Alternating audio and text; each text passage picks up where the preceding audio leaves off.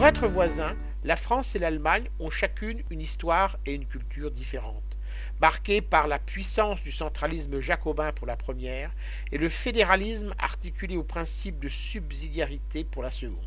L'Hexagone fonctionne dans une logique descendante, l'initiative venant du haut, quand l'État central intervient uniquement en cas de carence du pouvoir local dans la culture germanique.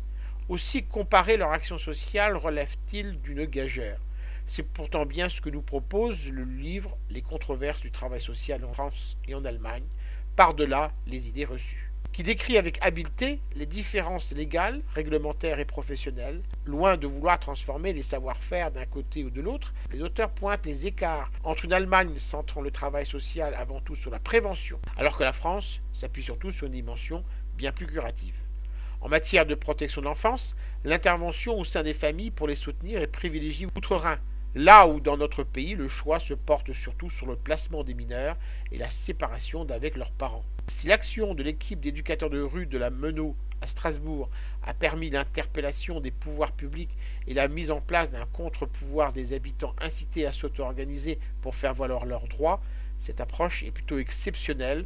Aucun module d'une quelconque école de formation ne préparant les futurs travailleurs sociaux à ce type de travail social sur le commun. En Allemagne, il est courant de développer le pouvoir d'agir visant l'émancipation des populations, les professionnels n'agissant pas pour elles, mais avec elles. Je rappelle le titre de l'ouvrage, Les controverses du travail social en France et en Allemagne, par-delà les idées reçues.